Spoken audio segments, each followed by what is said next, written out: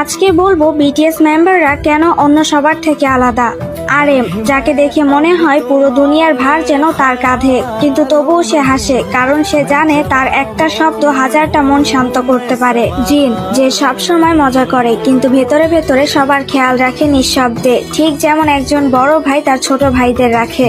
সুগা, যার চোখে ক্লান্তি থাকলেও তার গানে থাকে আগুন, সে আমাদের শিখিয়েছে নীরবতাও শক্তি হতে পারে। যে হোক, যে হাসি দিয়ে অন্ধকার ঘর আলোকিত করে দেয়, সে যেন রোদ্দুর, যেখানেই যায় সেখানেই উষ্ণতা ছড়িয়ে দেয়। জিমিন, যার চোখে মায়া, কথায় ভালোবাসা আর হাসিতে শান্তি, তার একটুখানি হাসি দেখলেই মনে হয় পৃথিবী এখনো সুন্দর আছে।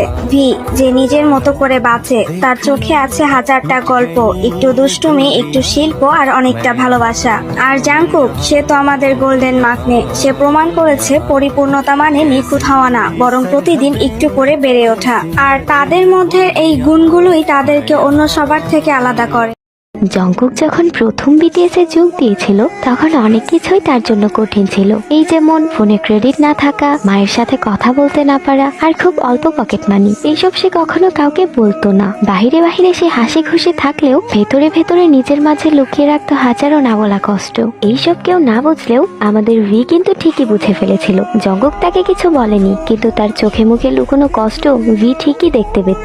আর একসময় ভি সিদ্ধান্ত নিল তার পকেট মানি দিয়ে প্রতি সপ্তাহে সে জংকুকের ফোন রিচার্জ করে দেবে। যেই ভাবা সেই কাজ। অনেকদিন পর জংকুক জানতে পারলো প্রতি সপ্তাহে ভি তার ফোন রিচার্জ করে দিত। সে অবাক হয়ে কিছুক্ষণ দাঁড়িয়ে রইল এবং তার চোখে পানি চলে এলো। সে ভি কে শক্ত করে জড়িয়ে ধরে বলল, হিউ, আমি ভাবতাম আমি একা। ভি হেসে উত্তর দিল, মাকনে, তুমি একা নও, আমরা একটা পরিবার। যাও, মাকে ফোন করো। এই ছোট ছোট নীরব যত্নগুলোই তাদের বন্ধুত্বকে আরো শক্ত করে তুলেছে। এতে করেই বোঝা যায় বন্ধুত্ব মানে শুধু একে অপরের পাশে থাকা না, একে অপরকে। আর্মিরা কেন এত বিটিএস কে ভালোবাসে জানো? যেখানে অন্য কেপপ আইডলরা বলে আমরা নিজেদের যোগ্যতায় সফলতা অর্জন করেছি, এখানে আমাদের ফ্যানদের কোনো অবদান নেই, সেখানে বাংতানেরা যা বলে। আরএম বলেছিল আমি সবসময় মনে রাখবো, আমাদের সফলতার সবচেয়ে বড় কারণ আর্মি।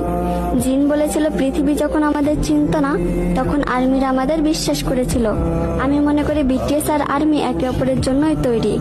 জেহব বলেছিল আমার প্রিয় আর্মি, তোমরা কখনো নিজেদের একা মনে করবে না, কারণ বাংতান সবসময় তোমাদের সাথে আছে। সুগা বলেছিল আমার জীবনের সবচেয়ে বড় অধ্যায় হলো আমার ভাইয়েরা এবং আর্মিরা, কারণ তাদের সাথে আমার সুন্দর মুহূর্তগুলো কাটিয়েছি। জিমিন বলেছিল আর্মি তোমাদের ভালোবাসাই আমাদের জীবনের সবচেয়ে বড় শক্তি। ভি বলেছিল আমরা 7 জন শুধু বিটিএস না, আর্মিরা ছাড়া বিটিএস অসম্পূর্ণ। জাংকুক বলেছিল আমি যত বড় মঞ্চে দাঁড়াই না কেন, মনে থাকবে এই জায়গায় পৌঁছাতে আর্মিদের অবদান আছে। বিটিএস যদি হয় গাছ, তবে সেই গাছের মূল শেকড় হচ্ছে আর্মি। আর্মি ছাড়া বিটিএস সবসময় অসম্পূর্ণ। আগে এক সময় আমিও বলতাম এমন কোনো ছেলের জন্ম হয় নাই যার জন্য আমি কাঁদবো। দিন শেষ হলো, যুগ বদলেছে, আজ সেই আমি কেউ একজনের মায়া পড়ে জীবন্ত লাশ হয়ে গেছি, তাও আবার অনসাইট লাভ করে। তাকে আমি পাবো না যেন, প্রতিদিন তাকে হারানো বয়ে কান্না করা আমি। তাকে আমি ভুলবো কিভাবে? কি অতুলনীয় তার ছাউনি, কি মায়াবী তার হাসি।